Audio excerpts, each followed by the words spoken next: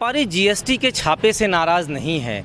अधिकारियों का चाल चलन, शोषण का जो तरीका है, नाराज़गी हमारी वहाँ पे है। ये कोई हाई स्कूल या इंटरमीडिएट की परीक्षा नहीं कि एक चिट देखा और आपने हमें रिस्ट्रिकेट कर दिया, बाजार से बाहर कर दिया। हम व्यापार कर रहे हैं, हमारे पास 100 सादा पन्ना हो सकता है, हमारे पास इनवॉइस की कॉपी हो सकती है। आप मेरा परचेज चेक करिए, मेरा सेल देखिए। अगर कहीं कोई गड़बड़ है फिर हम पेनाल्टी के लिए, भुगतान के लिए तैयार हैं। उत्तर प्रदेश में निकाय चुनाव की सरगर्मी बढ़ गई है, लेकिन उसके ठीक पहले प्रदेश के व्यापारियों में हड़कंप तब मच गया जब जीएसटी की छापेमारी शुरू हो गई। रेड कहें या इसे सर्वे, जिसको लेकर व्यापारी वर्गों में खासी नाराजगी है। और इसी नाराजगी को भांपने और जानने के लिए इस समय वाराणसी के जैतपुरा इलाके के इस चौका घाट क्षेत्र में हम मौजूद हैं, जहां साड़ियों के साथ साथ ड्रेस मटेरियल मैन्युफैक्चरिंग होती है। तमाम मैन्युफैक्चरर से लेकर ट्रेडर भी इस इलाके में रहते हैं और इन्हीं से बात करते हैं। चूँकि बनारसी साड़ी, बनारसी ड्रेस मटेरियल बनारस की पहचान है और बनारस का एक बहुत बड़ा तबका इस पर निर्भर करता है, ट्रेडिंग करता है। और इसी सारे मसलों पर जानने के लिए हम आप पहुँचे हैं इस क्षेत्र में। सवाल यह है कि व्यापारी आखिर जीएसटी के इस कार्रवाई से क्यों नाराज है, क्या वजह है? पहले अपना नाम बताइए। मेरा नाम शैलेश हुआ, मैं शैलेश सिंह। व्यापारी जीएसटी के छापे से नाराज़ नहीं है। अधिकारियों का चाल चलन, शोषण का जो तरीका है, नाराज़गी हमारी वहाँ पे है। अगर वो आते हैं, साल भर के हमारे लेखा जोखा को देखें, हमारे व्यापार को देखें और हमारे व्यापार करने की चीज़ें, मोडस ऑफ ऑपरेंडी क्या होती है, अगर ये व्यापारियों को पता होती तो ये तकलीफ़ आती ही नहीं। ये व्यापारियों की अज्ञानता नहीं है। एक काम करने का तरीका होता है कि हमने ऊपर हम बैठे हुए अपनी गद्दी में और नीचे मैंने मशीन पे चलाने के लिए कुछ धागा देना है। मैंने उसको नोट करके दे दिया कि बेटा ये ले जाओ, 100 ग्राम ये धागा, 50 ग्राम धागा ये तुम ले जाके चला के ले आओ। जब वो कपड़ा बन के आएगा तब हम बिल बनाने के कंडीशन में होते हैं। और अगर अधिकारी आके ये कहता है कि आपने ये 100 ग्राम लिखा, 50 ग्राम लिखा, 2 किलो लिखा, तो ये आप 2 नंबर से काम कर रहे हैं। ये उन अधिकारियों से कहना चाहता हूँ कि मेरे मोडस ऑफ ऑपरेंडी को समझें कि हम कैसे काम करते हैं, उसके बाद उनको जो करना है करें। ये कोई हाई स्कूल या इंटरमीडिएट की परीक्षा नहीं कि एक चिट देखा और आपने हमें रिस्ट्रिकेट कर दिया, बाजार से बाहर कर दिया। हम व्यापार कर रहे हैं, हमारे पास 100 सादा पन्ना हो सकता है, हमारे पास इनवॉइस की कॉपी हो सकती है। आप मेरा परचेज चेक करिए, मेरा सेल देखिए। अगर कहीं कोई गड़बड़ है फिर हम पेनाल्टी के लिए, भुगतान के लिए तैयार हैं। क्योंकि कपड़े का रोजगार, कपड़े का व्यापारी किसी भी प्रकार के सेल्स टैक्स में रजिस्टर्ड नहीं होता था। हमें बही खाते रखने की आवश्यकता ही नहीं होती थी। वो तो इस सरकार ने 2017 के बाद से हम लोग को जीएसटी में ला गया था। हमें सीखने में समय लगेगा। आज जिन हजारों अधिकारियों को मैं चैलेंज कर रहा हूं, जिन हजारों अधिकारियों ने जीएसटी का ड्राफ्ट तैयार किया था, पीसीएस स्तर से कम का अधिकारी नहीं होगा। आईएएस स्तर के अधिकारी का ब्रेन लगा होगा उसमें। उन लोगों ने 1000 से ज़्यादा संशोधन किए। हमें तो एक संशोधन करने की छूट नहीं मिली है। क्या वो आदमी नहीं थे? उनसे गलतियां नहीं हुई? क्या हम आदमी नहीं हैं? हम व्यापारी नहीं हैं? हमसे गलतियां नहीं हो सकती हैं? आप हमें बताओ कि हमसे क्या गलती हो रही, उनको समझाओ कि हम कैसे सही कर सकते हैं। उसके बाद जो करना है वो करो। ये हिटलर शाही हमें मंजूर नहीं है कि आप आए और एक कागज़ देखे और चालान ठोक दिए। हम इसका विरोध करेंगे। चले जी, ये बताइए कि अभी चूंकि उत्तर प्रदेश के 17 नगर निगमों में चुनाव होने हैं, तो अभी जो सरकार रोल बैक हुई है, बैकफुट पे आई है, क्या लग रहा है ये इसी नाराजगी की वजह है या एक बड़ा शहर में रहने वाला जो ट्रेडर का तबका है उसको नाखुश नहीं होने देखना चाहती है ये सरकार? क्या इसी वजह से ये बैकफुट पे आई है? देखें, अगर व्यापारी नाराज़ है और व्यापारी को तकलीफ है तो सिर्फ उनके इस आदेश से उसकी नाराज़गी दूर नहीं हो जाएगी। इसमें सबसे बड़ी बात है ये रोल बैक होने का। सरकार जो आप कह रहे हैं, मैं ये कहता हूँ उसने सिर्फ 72 घंटे का अल्टीमेटम दिया है। तो हमको ये लगता है कि सरकार अपने अधिकारियों को दुरुस्त करना चाहती है, उनके नट बोल्ट कसना चाहती है। व्यापारियों की नाराज़गी का इससे कोई मतलब नहीं है और व्यापारी नाराज़ नहीं हो सकता। हम सरकार से किस बात पे नाराज़ होंगे? हम ढंग से काम कर रहे हैं, आप ढंग से काम करिए। एक अच्छे स्वस्थ माहौल में आप हमारे बही खातों को चेक करिए, जो कमियां हैं उनको बताइए, हम सुधारने का वायदा करते हैं। व्यापारी सरकार से नाराज नहीं हो सकता, लेकिन इसी क्षेत्र में जहां हम खड़े हैं, इसी क्षेत्र में जीएसटी के अधिकारियों ने सर्वे किया, उनके शब्दों में रेड हुआ या छापेमारी हुई, तो इतना सब कुछ होने के बावजूद क्या व्यापारी नाराज नहीं हो सकता? आखिर में जो कुछ हो रहा है वो सरकार के नेतृत्व में ही तो हो रही हैं चीज़ें। अपना पहले नाम बताइए। मेरा नाम इदरीस अंसारी है, मैं बुनकर दस्तकार अधिकार मंच का प्रेसिडेंट। बताइए। बुनकर नाराज़ इसलिए हो गया है कि वो पहले इसे इस सब चीज़ से ना इसकी जानकारी नहीं थी। सेल टैक्स, इनकम टैक्स क्या होता है बहुत कम लोग जानते थे, लेकिन जब से जीएसटी लागू हुआ है वो धीरे धीरे अपने कारोबार में सुधार ला रहे हैं। जैसा कि शैलेश भाई ने बताया कि एक तो जो है पर्ची मिल गया, तो उसको लेकर के तो बुनकर व्यापारी जो है उसके पास 10, 20, 25, 50 कारीगर काम करने वाले होते हैं। तो हर कारीगर को वो जो है थोड़ा थोड़ा जो है धागा वगैरह देता है, मटेरियल देता है। वो कपड़ा जब तैयार करके लेकर के आएगा तभी तो उसका जो है उसकी जो है जीएसटी वगैरह तैयार करेगा। इसको लेकर के अगर जो है जीएसटी विभाग के अधिकारी वगैरह आकर के छापेमारी कर रहे हैं तो ये गलत कर रहे हैं। और रहा सवाल सरकार का बैकफुट पे जाने का, तो सरकार बैकफुट पे नहीं जाएगी। क्यों जाएगी सरकार बैकफुट पे? 2.5 साल हो गया हम लोगों को जो है उसको फ्लैट रेट को लेकर के जो सरकार अभी तक उस पर कोई कार्रवाई नहीं कर रही है। क्या लग रहा है सरकार बैकफुट पर नहीं जा रही है? लेकिन अभी फिलहाल तो इस छापेमारी को या सर्वे को रोक तो दिया गया है। तो जो नगर निगम चुनाव होने हैं, क्या लग रहा है सरकार को ये भय, सत्तारूढ़ पार्टी को ये भय सता रहा है कि अगर इसमें शहरी क्षेत्र में रहने वाले व्यापारी नाराज हो गए तो उनको बहुत बड़ा नुकसान हो सकता है? अपना नाम बताइए। मेरा नाम अकील अंसारी है। मैं उत्तर प्रदेश बुनकर सभा का अध्यक्ष हूँ। जहाँ तक सरकार का सवाल है, सरकार ने जो अपना पाँव वापस खींचा है, थोड़ा बहुत उसमें ये सच्चाई है कि ये आने वाले नगर निगम के चुनाव को भी लेकर है, लेकिन 100% ये सच्चाई नहीं है। ये हमारे व्यापारी भाइयों के विरोध का ही असर है, जिसके कारण सरकार आज विरोध हुआ है। वो नौबत आई कि विरोध हुआ, सरकार तक ये मैसेज गया कि व्यापारी वर्ग नाराज है, तब इस चुनाव को देखते हुए वो पीछे हटा है। चाहे 72 घंटे की छूट मिली है, 72 घंटे तक छापेमारी सर्वे को रोका गया है, तो कहीं ना कहीं इस नाराजगी और नगर निकाय चुनाव को जोड़ के तो देखा ही जाएगा। हाँ है, इसमें दोनों है। और जहाँ तक है हम लोग का प्रोडक्ट का, देखिए हम बुनकर हैं, हम अपने यहाँ प्रोडक्ट करते हैं, माल जीएसटी से लेते हैं। हमारे माल कई प्रोसेस होते हैं, ताना है, बाना है। जब तक से 4 जगह फैला होता है, हम छोटी छोटी कापियों पर लिख कर डाल देते हैं कि इनके यहाँ इतना माल है। जब वो माल के शक्ल में तैयार होता है, जब उसको हम सेल करते हैं, तब उसको जीएसटी दिखाएंगे। अब सरकार कहे कि आपने 10 लाख का माल खरीदा है, आपकी सेल 1 लाख की है, तो भाई हमारा माल मशीनों पे है, फिनिशिंग में है, 4 जगह रखा हुआ है।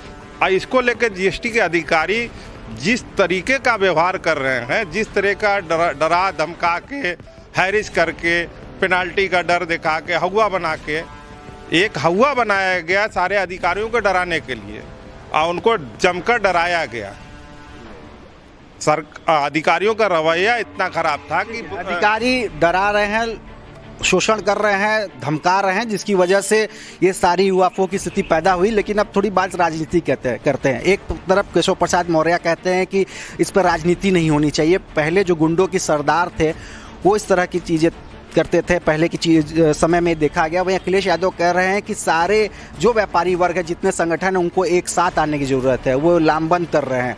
तो क्या कहेंगे? इस पर राजनीति भी शुरू हो गई है। कहीं ना कहीं जो सत्ता पक्ष के लोग हैं वो कह रहे हैं अपने अधिकारियों को के नट बोल्ट कसने की बात कर रहे हैं, तो वहीं अखिलेश यादव कह रहे हैं सारे व्यापारी अब सामने आके आंदोलन करें। पहले अपना नाम बताइए।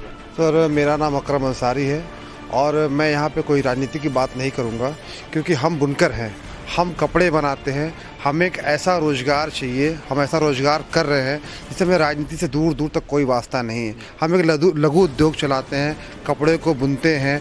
छोटे छोटे पॉकेट्स हैं यहाँ पे, 2 लूम वाले, 3 लूम वाले, हथकरघा वाले जाते हैं, वो 500-1000 रुपये जाते हैं, वो धागा खरीद के लाते हैं, कैश में लाते हैं, कपड़ा बनाते हैं। लेकिन अब डिप्टी सीएम खुद कह रहे हैं, अपने अधिकारियों को कहीं ना कहीं कस रहे हैं कि वो इस तरह की हरकतें ना करें, उनके खिलाफ भी कार्रवाई होगी। तो जाहिर तौर पे अगर डिप्टी सीएम खुद कह रहे हैं तो इससे कुछ तो असर पड़ेगा। असर तो जो पड़ेगा वो तो पड़ ही रहा है। अभी जो आप ही के कहने के अनुसार अभी जो रेड नहीं डाली जा रही है, उनके कहने पे नहीं हो रही है, परंतु आगे क्या होगा क्या नहीं होगा अभी तक स्थिति साफ सुथरी नहीं है। तो एक तरह से जो भी व्यापारी वर्ग है वो कहीं ना कहीं असंतोष हैं कि आगे क्या होगा क्या नहीं होगा। हर लोग घबराया हुआ है, कोई चोर नहीं है। मेरा मानना है कोई बुनकर चोर नहीं है। बनारस का कोई बुनकर चोर नहीं है। तो और अभी घबराहट भी बनी है। ये बताइए कि अभी जो ट्रेडिंग हो रही है तो वो आप लोग इस छापेमारी सर्वे के बाद कुछ अपने ट्रेडिंग का तरीका बदले हैं, क्योंकि अभी क्या काफ़ी डर सहम के व्यापार कर रहे हैं कि उसी तरह व्यापार चल रहा है? पहले अपना नाम बताइए। मेहताब आलम हम बोल रहे हैं। व्यापार तो व्यापारी उसी तरह कर रहा है। जब व्यापारी गलत करेगा तब वो अपना तरीका बदलेगा।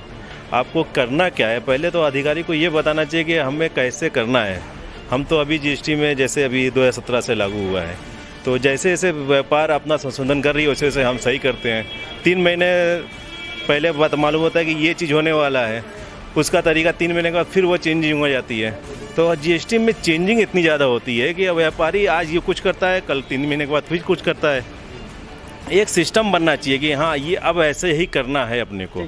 मतलब यहाँ ज़रूरत है एक पक्के नियम की, और जो अधिकारियों और उनके साथ जीएसटी के जो तमाम लोग हैं, आला अधिकारी है, उनके रवैये में बदलाव की ज़रूरत है, न कि व्यापारियों को अपने व्यापार करने के तरीके में बदलाव की ज़रूरत है। इसको कितना सही मानते हैं? पहले अपना नाम बताइए। मेरा नाम इश्तियाक आलम है।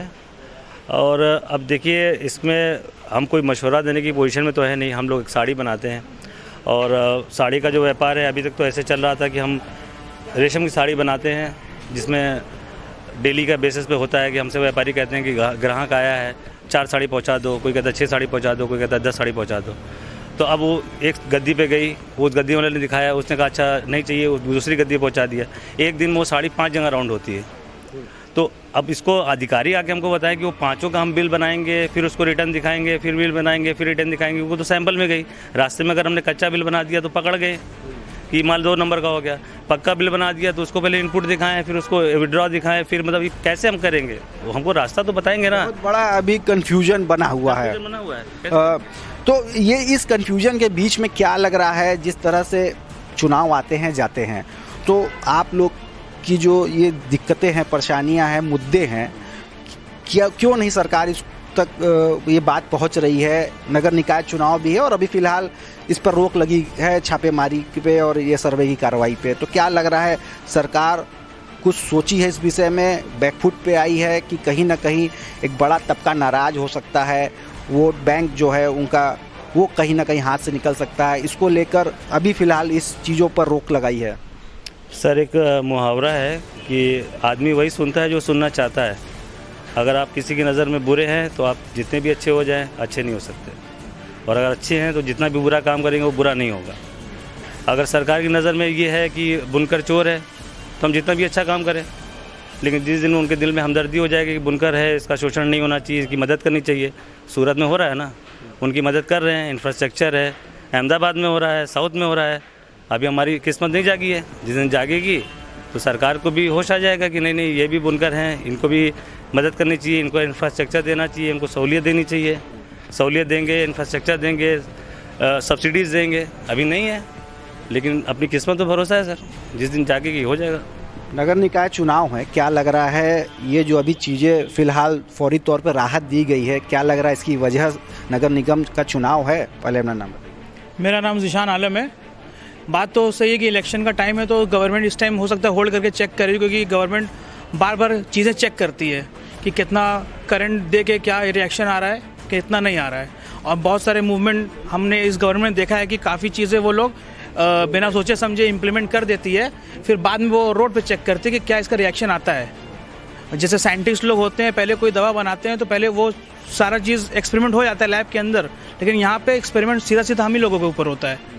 तो एक्सपेरिमेंट हुआ, वो रिएक्शन उनको नहीं समझ में आया कि ये गड़बड़ है, क्योंकि एक तरीके से उनका वोट बैंक ही अपोज कर दिया इस चीज़ों को। तो क्या लग रहा है कि जब ये चुनाव का दौर बीत जाएगा तो सरकार फिर एक बार इस पर कड़ाई करेगी, सख्ती कर सकती है, ये मान रहे हैं आप लोग को, या इसका कुछ फीडबैक आप चुनाव में करके दिखाएंगे?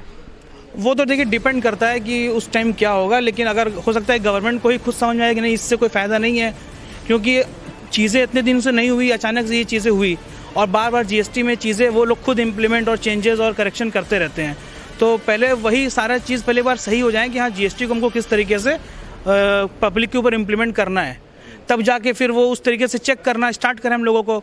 जब हर टाइम पे 6-6 महीने पे 3-3 महीने चीज़ें वो खुद ही चेंज करते रहते हैं, तो हम लोग भी कैसे उस चीज़ को फॉलो करेंगे? तो वो तो डिपेंड करता है कि इलेक्शन की वजह से है कि क्या है, वो तो वक्त ही बताएगा, वो हम लोग कैसे कह सकते हैं। तो वह वक्त ही बताएगा। फिलहाल फौरी तौर पर मिली राहत से बनारस का बुनकर समाज भी वाकिफ़ है कि यह सारी कुछ चीज़ें इलेक्शन की वजह से हो सकती हैं, लेकिन इनकी अपनी समस्या है, क्योंकि ज़्यादातर काम कच्चे का होता है, बिना पक्के कागज़ का होता है, जिसकी वजह से लगातार इनको समस्याओं से, दिक्कतों से दो चार होना पड़ता है। हाँ, यह डर ज़रूर बना हुआ है कि इलेक्शन के बाद इन पर एक बार फिर से कार्रवाई की जा सकती है, लेकिन एक बड़ी वजह है नगर निकाय चुनाव की, जिसकी वजह से इनको फिलहाल राहत मिलती दिखाई पड़ रही है। रोशन जायसवाल, वाराणसी।